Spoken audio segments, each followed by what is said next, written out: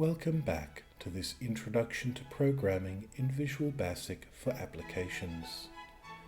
In this video, we will be looking at common code blocks that you will be using to build your applications and macros.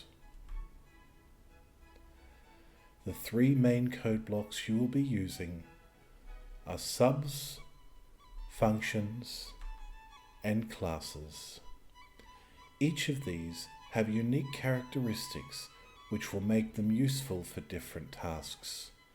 However, in some cases, they can be used interchangeably. A sub, commonly called a subprocess or subroutine, is an executable code block. It can take input values but does not provide an output value.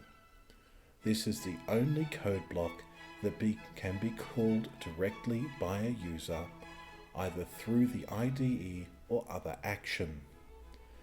As with all code blocks, a sub will begin running instructions at the top and proceed down until it reaches an exit or the end of the block. You can record ByVal or optional ByVal inputs to your sub in order to pass information into the sub, which are then used like variables as required during the execution. ByVals require an input value, whereas optional ByVals do not. However, if one is not provided, the default value will be used. Input values are not mandatory for subs, however, can be very useful. Functions are similar to subs in many ways, but with some notable differences. Functions cannot be called directly by a user and must be either called from another code block or used like a self-determining variable. Functions are able to provide an output value. To set this value, you use the name of the function like a variable within the function.